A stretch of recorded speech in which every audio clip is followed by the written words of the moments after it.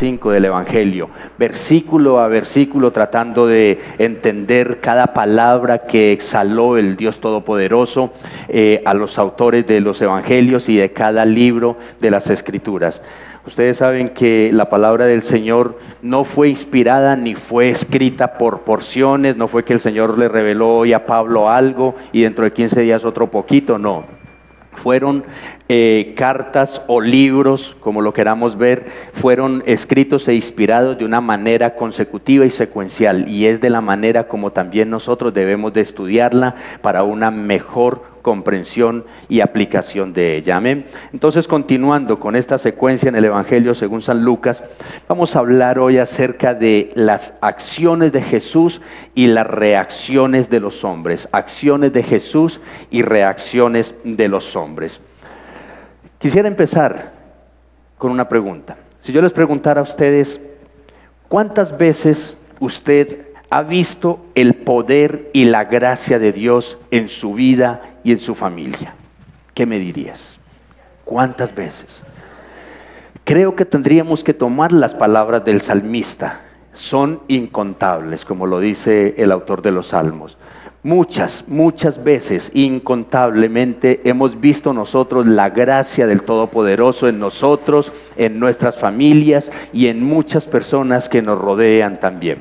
Sin embargo, hermanos, aunque la misión de Jesús es salvar a los pecadores, es restaurar y bendecir sus vidas, es hacerlos libres de sus cadenas de pecado, no todos los hombres reaccionamos de la manera correcta ante la gracia, el amor, el poder y la bondad de nuestro bendito Salvador y Benefactor. No siempre reaccionamos de las mismas formas. En sus relatos, Lucas nos permite ver estas dos actitudes que voy a mencionar. En primer lugar, la incansable y compasiva gracia del Hijo de Dios, del Señor Jesucristo, pero también la actitud de las diferentes personas que en su momento tuvieron a Jesús delante de ellos, obrando en sus vidas, pero que tuvieron reacciones inapropiadas, pero que muy tranquilamente podríamos hoy aplicarlas también a nuestras vidas. Porque los que estamos acá, y aún personas que no están acá, que no han querido escuchar la voz de Dios, también de una o de otra forma se han beneficiado del poder y la misericordia de nuestro Padre Celestial. Pero no siempre tenemos las mejores reacciones. Así es que miremos entonces lo que nos dice el Evangelio de Lucas en el capítulo 4, los versículos 31 al 44. Dice la palabra del Señor. Jesús descendió a Capernaum, ciudad de Galilea, y les enseñaba en los días de reposo. Todos se admiraban de su enseñanza, porque su mensaje era con autoridad. Y había en la sinagoga un hombre poseído por el espíritu de un demonio inmundo, y gritó a gran voz: «Déjanos, ¿qué tienes que ver con nosotros, Jesús de Nazaret? ¿Has venido a destruirnos? Yo sé quién tú eres, el Santo de Dios». Jesús entonces lo reprendió diciendo: «Cállate y sal de él». Y después que el demonio lo derribó en medio de ellos, salió de él sin hacerle ningún daño. Todos se quedaron asombrados y discutían entre sí: ¿qué mensaje es este? Porque con autoridad y poder manda a los espíritus inmundos y salen. Y su fama se divulgaba por todos los lugares de aquella región. Levantándose Jesús salió de la sinagoga y entró en casa de Simón. La suegra de Simón se hallaba sufriendo con una fiebre muy alta y le rogaron por ella. Inclinándose sobre ella, Jesús reprendió la fiebre y la fiebre la dejó. Al instante ella se levantó y le servía. Al ponerse el sol, todos los que tenían enfermos de diversas enfermedades se los llevaban a él, y poniendo las manos sobre cada uno de ellos, los sanaba. También de muchos salían demonios gritando: «Tú eres el Hijo de Dios». Pero reprendiéndolos no les permitía hablar, porque sabían que él era el Cristo. Cuando se hizo de día, Jesús salió y se fue a un lugar solitario. Las multitudes lo buscaban y llegaron a donde él estaba y procuraban detener a Jesús para que no se separara de ellos.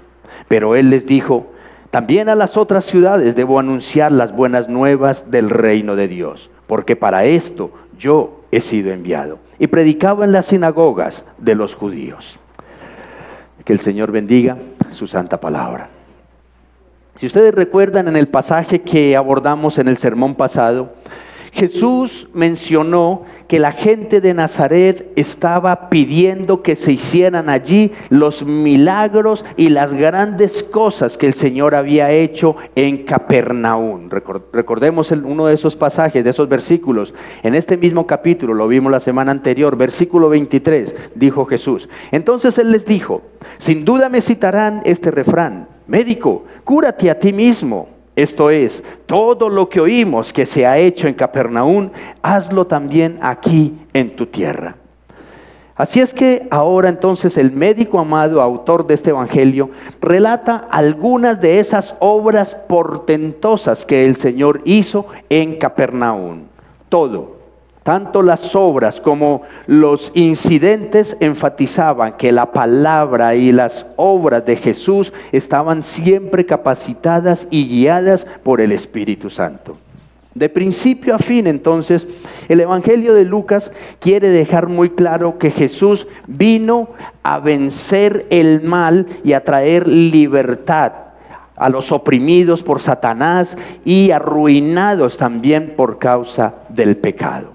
Y esto es lo que ha venido haciendo entonces en estos primeros capítulos. De modo que los eventos en los que nos adentramos el día de hoy son los primeros que Lucas menciona de su extensa lista de buenas obras y portentosos milagros que hizo el Señor. Y que enfatizan obviamente la función cristológica del Señor Jesucristo. Todas estas hazañas de Jesús revelan que con Él entonces ha llegado el reino de Dios y que Él es el rey de ese reino. Su predicación acerca del evangelio del reino y sus maravillosas y portentosas obras milagrosas, liberando personas que estaban bajo posesiones demoníacas y sanando a todo tipo de enfermedades, así lo demuestran. Ha llegado el reino de Dios y yo soy el rey, dice Jesús. Así es que entonces vamos a desglosar esta porción en tres encabezados, siendo el primero de ellos admiración y poder. Pero veamos algo, como lo vamos a ver enseguida, en este caso hablamos de admiración por parte de los hombres hacia Jesús. Pero el temor que mencionamos en este encabezado no precisamente viene de los hombres, sino de los demonios. Esa es la contradicción del pueblo de Dios. Veamos entonces una vez más lo que dicen los versículos 31 y 32. Jesús descendió a Capernaum, ciudad de Galilea, y les enseñaba en los días de reposo. Todos se admiraban de su enseñanza, porque su mensaje era con autoridad. Recordemos que Lucas, el médico amado, está detallando, o más bien él es muy detallista en sus datos. ¿Para qué? Para que sus lectores tengamos siempre una idea muy clara de lo que está sucediendo, dónde está sucediendo y cómo está sucediendo las cosas. A qué audiencia el Señor de manera específica se está dirigiendo. E inicia este pasaje entonces anunciando que está en Capernaum, la ciudad que Jesús de hecho estableció como centro de operaciones. En el pasaje paralelo de Mateo, dice que la enseñanza de Jesús no era como la enseñanza de los escribas y fariseos, que enseñaban con mucha especulación, con muchas dudas, porque ellos solo compartían las interpretaciones que otros habían hecho de la palabra de Dios. Mientras que Jesús es la palabra, Él es la autoridad. La enseñanza del maestro de Galilea entonces venía con señales de exclamación, con manifestaciones de poder. Enseñaba a Jesús como si tuviera la capacidad y el derecho de definir y de proclamar las mismas palabras de Dios. Y de hecho, así fue como lo hizo. Hay seguridad, hay confianza en su mensaje. Nuestro Señor enseñó el Antiguo Testamento como si fuera su propia autobiografía. Hay poder en sus palabras. Tanto que las personas externamente religiosas se asombraban, dice. Y algo muy interesante, usted sabe lo difícil que era que estas personas se asombraran. Ellos lo han oído y lo han visto todo en cuanto o en asuntos de religión y de creencias hasta ese momento. Pero cuando Jesús hace resonar su voz en la predicación, sus corazones responden. Por eso la gente dice, y predicaba como quien tiene autoridad. Nunca habían visto ni oído a un maestro como Jesús con tanta autoridad y potencia y convicción en su enseñanza. Como lo mencionamos, esto es algo muy común, tristemente, en nuestros tiempos también. Muchos religiosos hoy en día han perdido autoridad porque no predican la verdad de la palabra de Dios, sino sus propias interpretaciones o incluso sus propias revelaciones. Y ahí no hay autoridad de Dios. Es más fácil y tal vez de mayor provecho para algunos decir, el Señor me mostró, el Señor me dijo, a decir, veamos lo que dice la palabra de Dios. Pero a esto, súmele también que detrás de estas desviaciones de la verdad de las Escrituras están las intenciones pervertidas, materialistas y vergonzosas de cantidades de falsos pastores y falsos predicadores. No predican la verdad porque no haya recursos, porque no haya medios para entender la verdad de las Escrituras, sino porque es conveniente para ellos predicar falsedades y mentiras. Para ellos la reverencia y la autoridad de la palabra de Dios y el conocimiento de la verdad y la transformación de los creyentes es lo de menos. Es lo que menos les importa. Es lo que menos les interesa, siempre y cuando sus arcas se sigan engrosando. Tal cual como en el primer siglo cuando predicaba Jesús.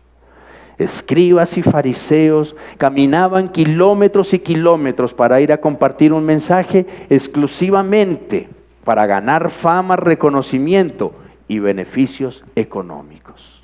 Por eso, a muchos se les impide predicar la verdad del Evangelio. Pero hermanos, al igual que Jesús, cuando alguien proclama la verdad del Evangelio, la autoridad y el poder transformador de Dios están siempre presentes, y esto es lo que obra en la vida de las personas. Eso es lo que obra en la vida de las personas. Cuando usted trae mensajes motivadores solamente, no hacen sino despertar codicia, avaricia, deseo de las cosas que los demás tienen. Pero cuando trae la verdad, compunge los corazones. Nos recuerda el pecado y eso mortifica nuestras conciencias. Como lo dice el autor de la carta a los Hebreos en el capítulo 4, versículo 12. Porque la palabra de Dios es que viva y eficaz y más cortante que cualquier espada de dos filos. Penetra hasta la división del alma y del espíritu, de las coyunturas y los tuétanos, y es poderosa para discernir los pensamientos y las intenciones del corazón. ¿Qué es lo que hace eso? La verdad de la palabra de Dios. Así como Dios creó un universo con el solo poder de sus palabras, asimismo salva y transforma a los pecadores con el poder y la autoridad de su palabra. No hay otro medio, no hay otra forma. El Señor no santifica a las personas exclusivamente haciéndoles exorcismos o liberaciones. Eso libera de demonios, como lo vamos a ver enseguida, pero no santifica a nadie. Lo que santifica, transforma y salva es la verdad de la palabra de Dios. Pero veamos lo que sucedió aquel día, los versículos 33 al 37. Y había en la sinagoga un hombre poseído por el espíritu de un demonio inmundo, y gritó a gran voz: déjanos, ¿qué tienes que ver con nosotros, Jesús de Nazaret? ¿Has venido a destruirnos? Yo sé quién tú eres, el Santo de Dios. Jesús entonces lo reprendió diciendo: cállate y sal de él. Y después que el demonio lo derribó en medio de ellos, salió de él sin hacerle ningún daño. Todos se quedaron asombrados y discutían entre sí: ¿qué mensaje es este? Porque con autoridad y poder manda a los espíritus inmundos y salen. Y su fama se divulgaba por todos los lugares de aquella región. Aquí hay una triste ironía. Uno se encuentra con el diablo, podríamos decir, en los lugares más sorprendentes. Este hombre estaba ¿en dónde? En una sinagoga gritando. El pueblo religioso no tenía respuesta para eso, pero con una sola orden el Señor Jesucristo dominó a este espíritu maligno. Él tiene el poder y el derecho de controlar incluso estas fuerzas de las tinieblas, de ordenar a Satanás y a sus sirvientes también.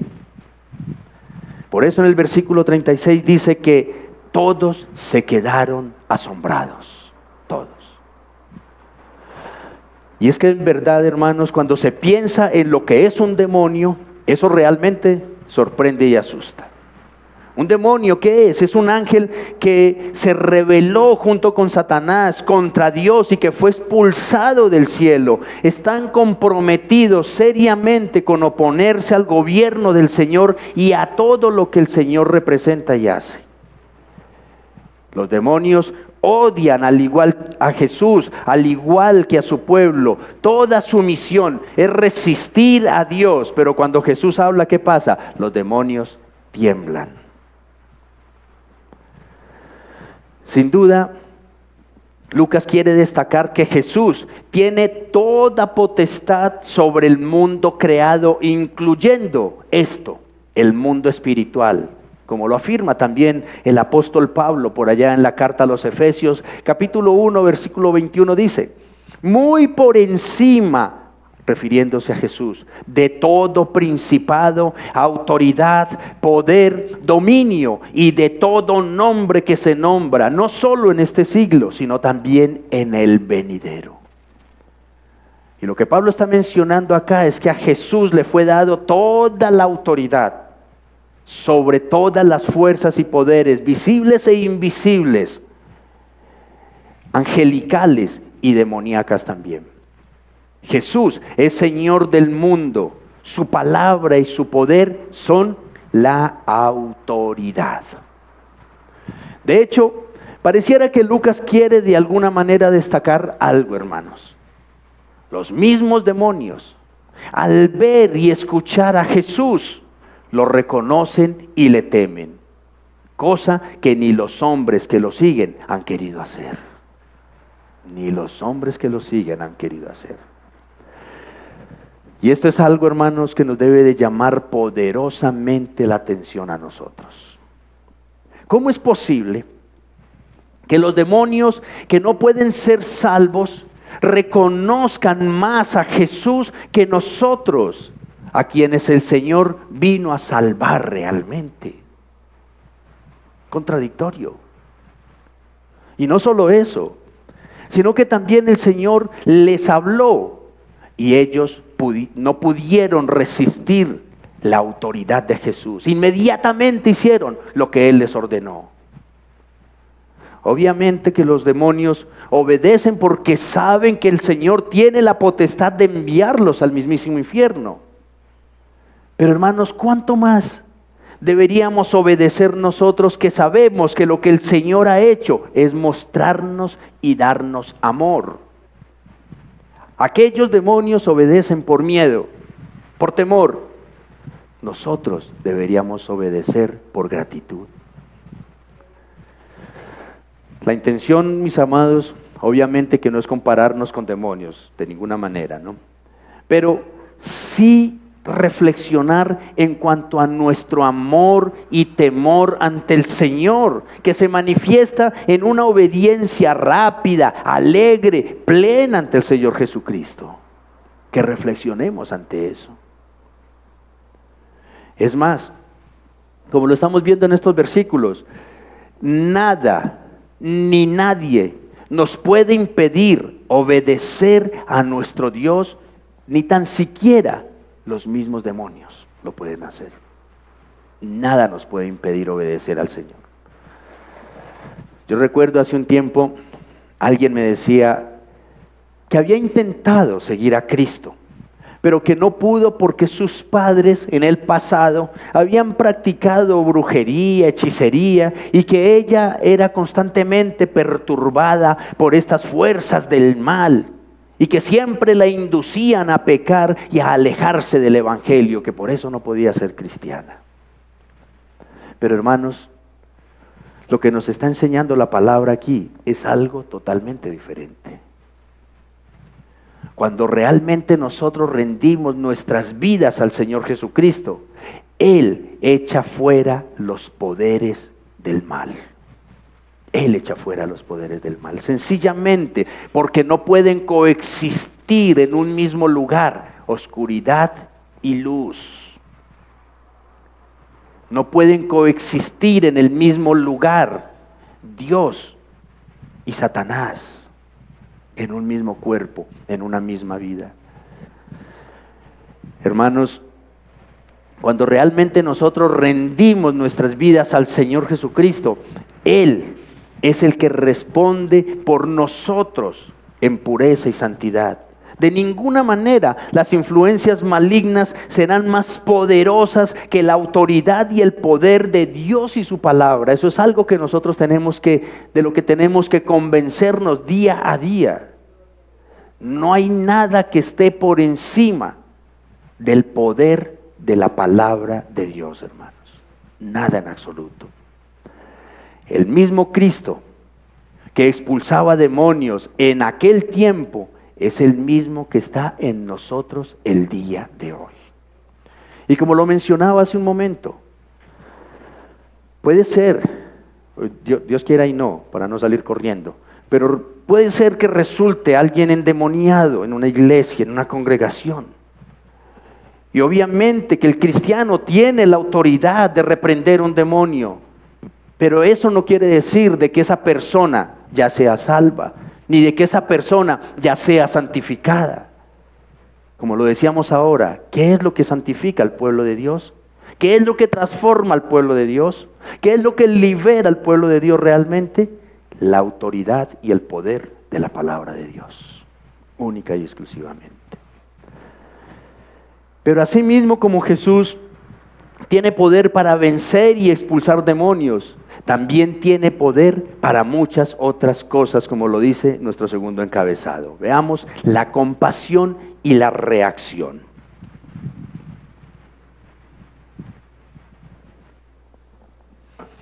Hay un dicho que dice que cada quien da de lo que tiene. Y en el caso de Jesús es bastante evidente. Su esencia es el amor y la compasión. Y esto es lo que precisamente el Señor derrama sobre todas las personas. Pero en el caso de los hombres, las reacciones son muy variadas, muy diversas. Veamos lo que nos dicen los versículos 38 al 41. Levantándose, Jesús salió de la sinagoga y entró en casa de Simón. La suegra de Simón se hallaba sufriendo con una fiebre muy alta y le rogaron por ella. Inclinándose sobre ella, Jesús reprendió la fiebre y la fiebre la dejó. Al instante ella se levantó y le servía. Al ponerse el sol, todos los que tenían enfermos de diversas enfermedades se los llevaban a él, y poniendo las manos sobre cada uno de ellos, los sanaba. También de muchos salían demonios gritando: tú eres el Hijo de Dios. Pero reprendiéndolos no les permitía hablar, porque sabían que Él era el Cristo. Evidentemente Lucas no quiere desligar la autoridad y el poder de Jesús sobre los demonios y sobre todo lo creado. No lo quiere desligar de su misericordia y compasión por las personas. Lo uno es más manifestación de lo otro. Cuando Lucas se refiere a una fiebre muy alta, está dando un diagnóstico médico muy acertado. Recordemos que Lucas es médico, y él sabe a qué se está refiriendo en verdad. Él sabe que esta mujer se encuentra en una situación desesperada. No le están pidiendo a Jesús unos pañitos de agua tibia, le están pidiendo un milagro. Así es que el Señor, sin pensarlo dos veces, se acerca a ella y reprendió la fiebre, y la fiebre la dejó. Tal vez nos preguntemos cómo así. Las fiebres no tienen oídos, no tienen mente. Las fiebres no son seres sensibles. Pero el Hijo de Dios le habla a este virus o a lo que haya sido que le causaba esta fiebre. E inexplicablemente esta cosa le obedeció a Jesús y se apartó. Este es el poder de nuestro eterno Salvador. Y así lo hizo, con cantidades de personas que vinieron a Él. Pero observemos algo, hermanos. Mientras que la compasión y el poder de Jesús son evidentes por doquier a lo largo de su ministerio, según se ve en este pasaje y en todos los evangelios, llama bastante la atención en este mismo pasaje que pocas personas, en este caso la suegra de Pedro, le sirven con gratitud después de recibir su milagro. De hecho, en esta porción que tenemos delante, Lucas registra que muchas personas fueron sanadas de diversas enfermedades, pero no se relata la reacción de los beneficiarios. Sencillamente dice lo que Jesús hizo, pero ni siquiera menciona lo que ellos pudieron haber hecho. Y es interesante porque ¿por qué de la suegra de Pedro sí lo hizo? Dejó claro, ella se levantó y le servía. Definitivamente, hermanos, la compasión de nuestro Salvador no tiene límites, ni siquiera comparación, ni siquiera comparación. A menudo me pregunto, ¿por qué estas personas que dicen tener estos poderes, estos dones de sanidad, no van simplemente a los hospitales donde están los enfermos y hacen hacer la fila para sanar? ¿Por qué tienen que alquilar un estadio, otro lugar público, vender las entradas, tener cámaras por todo lado y hacer tantas cosas para que todos los vean? ¿No les parece eso curioso? A modo personal, soy un firme convencido de que estos espectáculos no tienen nada que ver con el Señor. Si usted tuviese una habilidad o el don para sanar, pero lo usa como un medio para hacerse famoso o para llenar sus bolsillos de dinero, entonces no está haciendo la obra del Señor, sino haciendo su propio negocio. Así de sencillo. Haciendo su propio negocio. Pero veamos la otra cara de la moneda.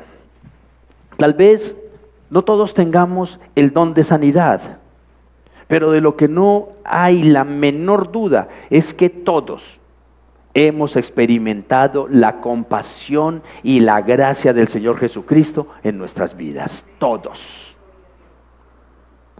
Él nos ha librado de las fuerzas del mal, nos ha sanado de enfermedades, nos ha protegido aún de la misma muerte, porque Él tiene el poder para hacerlo. Pero viene la pregunta: ¿cómo hemos reaccionado nosotros cuando hemos sido bendecidos por el Señor? ¿Cómo hemos reaccionado nosotros? Gloria al Señor, hoy estamos acá. Y creo que si hoy estamos acá, es porque tenemos gratitud con Dios por todo lo que Él ha hecho en nuestras vidas o en nuestras familias. Pero hermanos, permítanme decirles que allá afuera y en nuestras mismas alrededores Hay cantidades de personas que han recibido la gracia de Dios, que han visto el poder sanador, restaurador, incluso para traerlos, salvarlos de la mismísima muerte, y no saben lo que es darle gracias a Dios todavía. Es una realidad que no todos reaccionamos como la suegra de Pedro. No todos servimos con gozo y gratitud al Señor cuando ha derramado su compasión para bendecirnos de tantas y tantas maneras.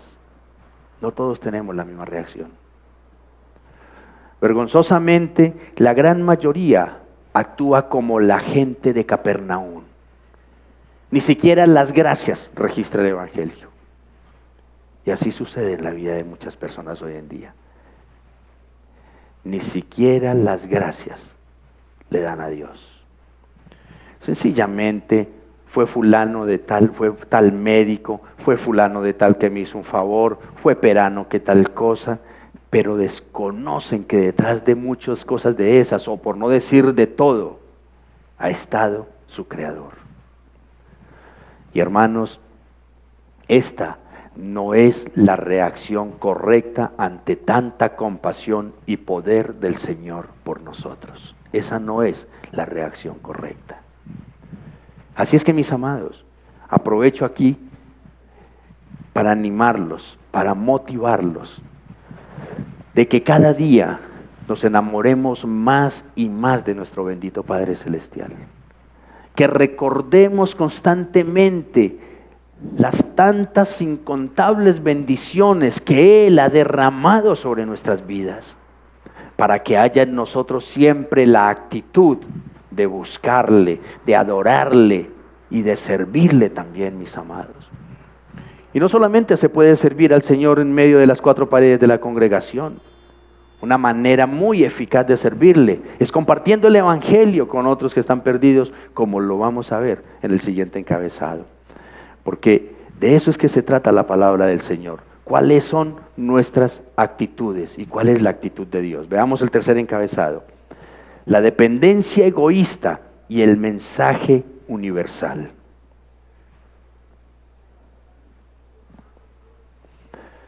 No se puede desconocer que el ministerio de Jesús, por su esencia y gracia, sobre todo con los más desamparados y necesitados, generaba dependencia, claro. Sin embargo, esa dependencia no siempre es sana, no siempre es bien intencionada. Miremos lo que dice Lucas en esta última sección. Primeramente veamos en el versículo 42 de que hay una dependencia egoísta. Dice: cuando se hizo de día, Jesús salió y se fue a un lugar solitario. Las multitudes lo buscaban y llegaron a donde él estaba y procuraban detener a Jesús para que no se separara de ellos. El pasaje paralelo de Marcos sitúa a Jesús aquí retirándose a un lugar solitario a orar, como era su muy buena costumbre. En Marcos también se hace más evidente que la gente lo busca para pedir más milagros. Aquí en Lucas lo detienen porque no quieren perderlo, no quieren que se vaya de su ciudad.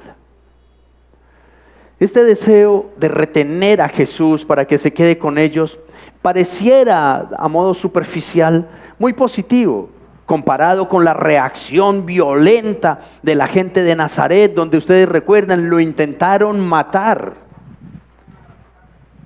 Aparentemente sus seguidores en Capernaum han creído en su Salvador y ahora dependen de Él en sus vidas. Por eso no queremos que Jesús se aleje de nosotros. Sin embargo, la realidad es que las motivaciones de la gente de Capernaum son exactamente las mismas de la gente de Nazaret, donde lo rechazaron.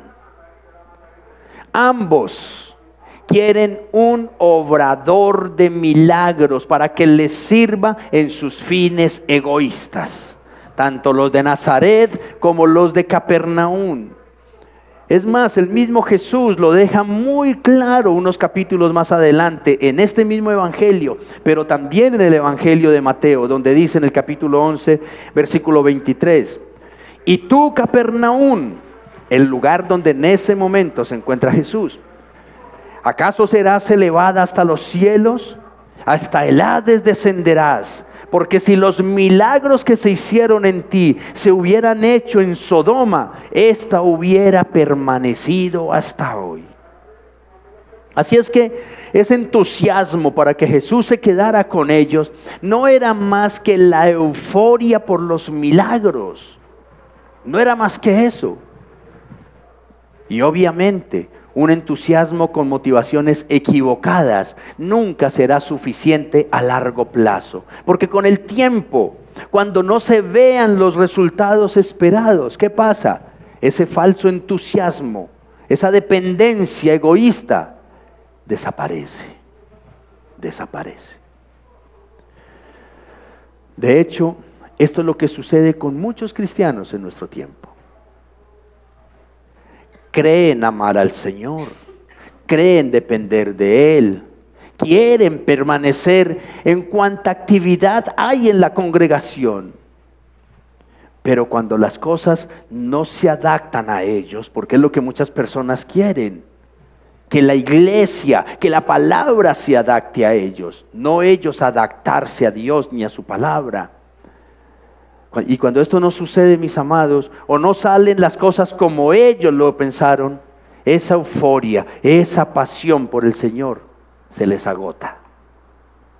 Yo digo, se les acabó la cuerda, se acabó la batería. O buscan otro santo para que les haga los milagros, o buscan otro lugar, porque pareciera que el Señor hace más milagros en ciertos lugares que en otros. Pareciera que el Señor hace más milagros donde se dicen mentiras que donde se enseña la verdad. Qué confusión tan lamentable de la gente. Algo así como entre los políticos.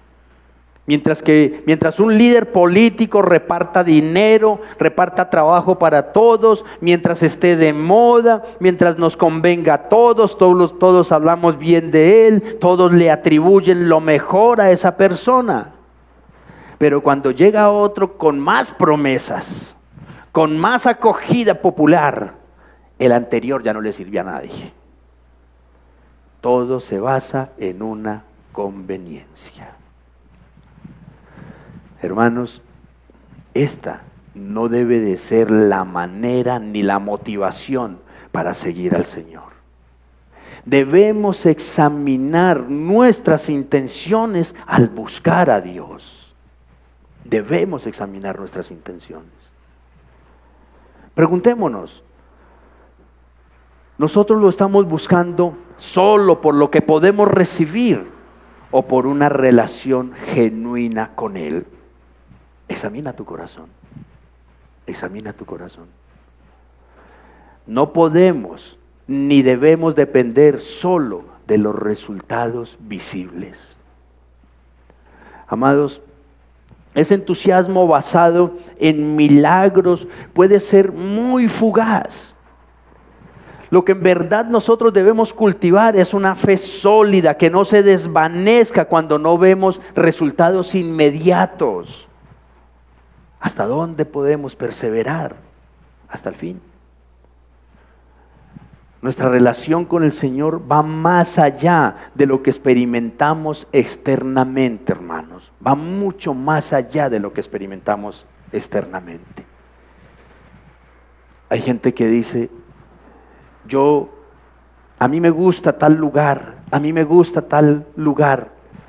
porque es que en la alabanza yo lloro mucho. Emociones externas, hermanos. ¿Acaso hay transformación en las lágrimas? ¿Acaso hay transformación en las emociones? Como lo hemos dicho incansablemente desde este púlpito, no dependamos, mis amados, de los milagros como la única razón para seguir a Jesús, ni menos de nuestras emociones. Nuestra dependencia del Señor debe de ser porque confiamos en su amor, confiamos en su gracia, confiamos y abrazamos su eterna salvación, independientemente de los resultados visibles, independientemente de eso, hermanos. Pero veamos lo que responde Jesús en los versículos 43 y 44. Pero Él les dijo: también a las otras ciudades debo anunciar las buenas nuevas del reino de Dios, porque para esto yo he sido enviado. Y predicaba en las sinagogas de los judíos. Mientras que los habitantes de Capernaum expresaban su dependencia, pero en el fondo había un interés egoísta, Jesús les hace saber que los contornos de su ministerio no son precisamente los límites de la ciudad, sino los límites del mundo. ¿Por qué? Porque su mensaje es universal. Pero también les deja muy claro que la proclamación del mensaje es su deber. Para esto Él dice: fui enviado por el Padre. Miren esto, qué interesante. La preponderancia de la predicación de la palabra por encima de los mismos milagros. Por encima de los mismos milagros. Bien dice Pablo por allá en una de sus cartas, que Dios estableció la locura de la predicación para salvar al mundo. Y eso es a lo que le da importancia a Jesús también, a la verdad de su predicación. Y tristemente es una de las cosas que menos se valora el día de hoy, la verdad en la predicación. El poder salvador de Dios no tiene límites, por tanto su mensaje tampoco habrá quien lo detenga ni le ponga un término final. Y por primera vez Lucas expone aquí la frase reino de Dios, un término que lo veremos en este evangelio y en el libro de los Hechos del mismo autor Lucas más de 37 veces, para que entendamos la importancia del establecimiento del reino de Dios. Ese reinado de Dios que ha entrado en vigencia con la llegada de Jesucristo, y Dios se establece como el único y soberano Rey. Ahora bien, las implicaciones de estas buenas noticias del reinado de Dios son buenas para aquellos que se humillan ante el gran Rey verdadero y son alcanzados por su gracia perdonadora y salvadora por medio de Jesucristo. Pero, aquí viene el pero, son buenas noticias para aquellos que se arrepienten, pero son malas noticias para los que se aferran a su propio reino o que persisten en su lealtad a otros reyes y a otros dioses falsos. Para esos son malas noticias.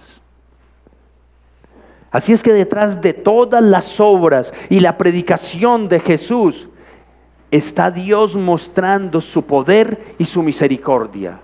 A través del mensaje de Jesús, Dios trae orden al caos existente del mundo en general y de la vida de cada persona. ¿Por medio de qué? Del mensaje de Jesús.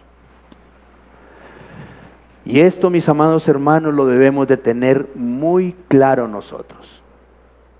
El mundo hoy en día está en caos.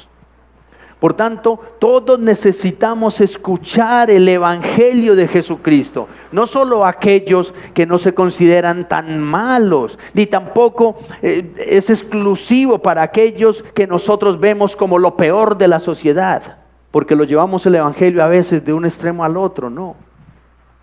El Evangelio no tiene exclusivismo, ni para los buenos, ni para los peores. Es un mensaje universal, porque todo mundo está en la oscuridad mientras esté sin Cristo.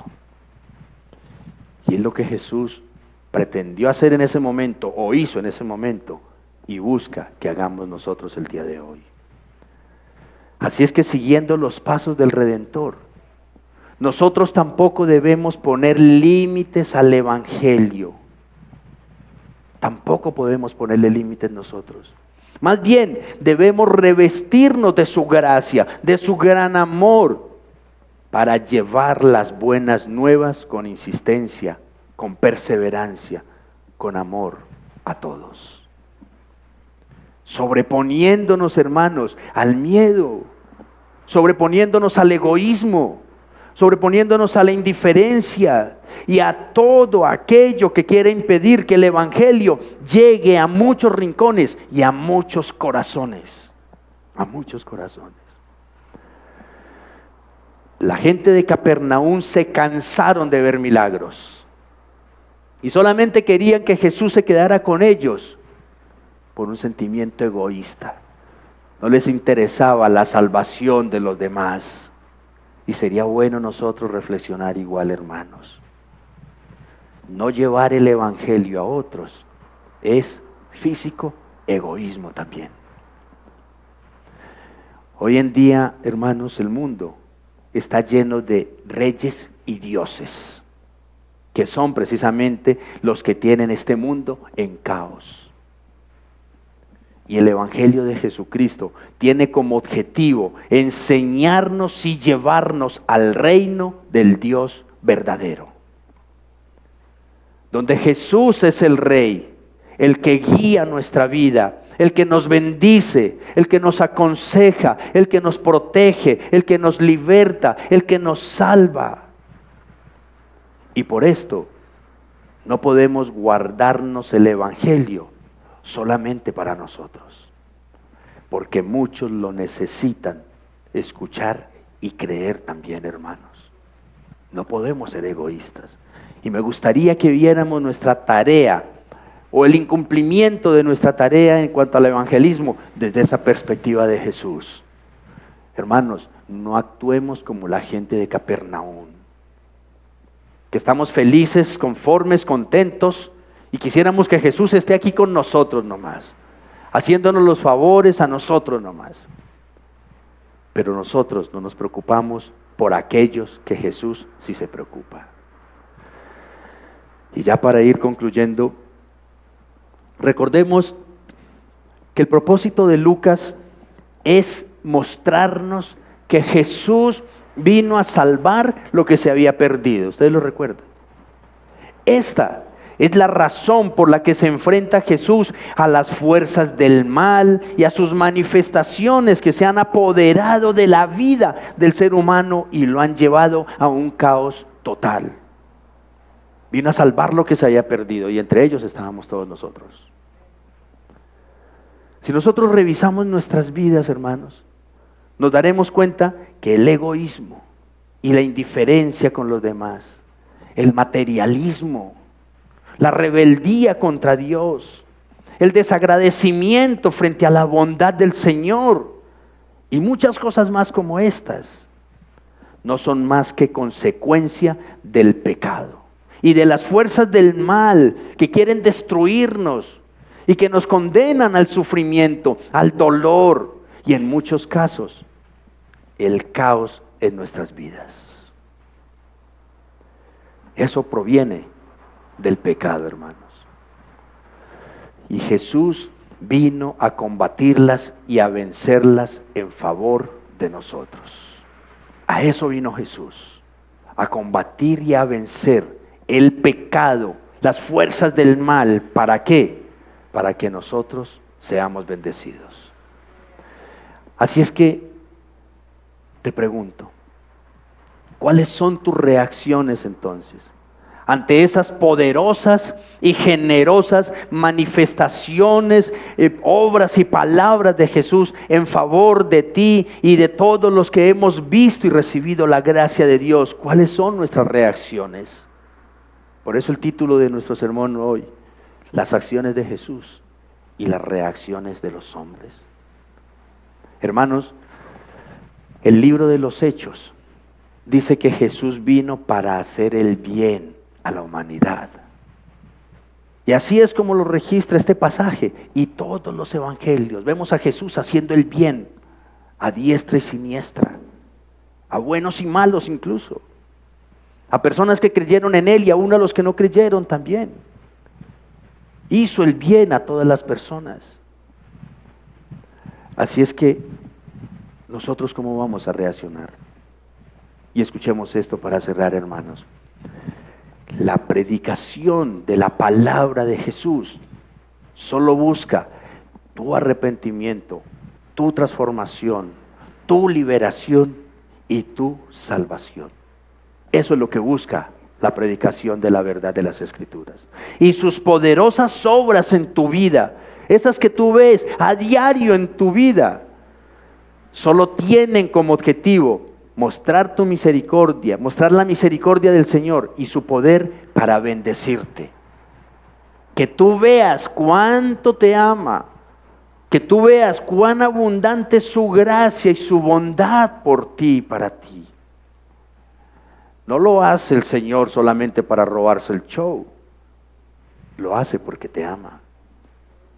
Por tanto, mis amados, cuando escuches la proclamación del Evangelio y veas el poder de Cristo en acción en tu vida, reacciona con gratitud, reacciona con temor, reacciona con obediencia, reacciona con fe y con reverencia ante el gran Dios Todopoderoso. Amén. Vamos a darle gracias al Señor, hermanos. Poderoso Dios, bendito Rey de Reyes y Señor de Señores, una vez más te damos las gracias, Padre admirable, por bendecirnos con tu bondad, Señor, y con el poder penetrante de tu santísima palabra, Señor. Te damos muchas gracias, Dios mío santo, por hablar a nuestros corazones en esta mañana, Dios admirable. Te damos muchas gracias, Dios, por zarandearnos espiritualmente, Señor de los cielos, para que recordemos, Dios, cuál debe de ser la actitud y la reacción correcta ante tanto derroche de gracia de parte tuya, Señor amado.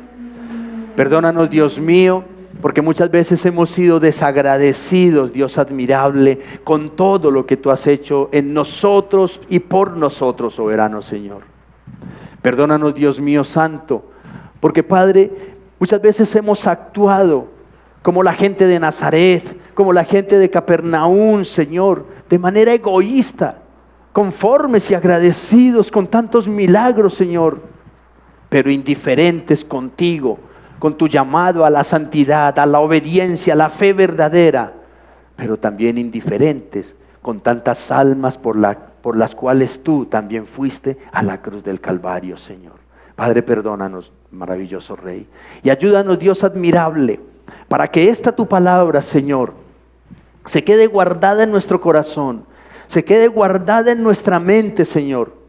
Que nuestras almas se muevan de aquí en adelante a la luz de tu palabra, Dios mío.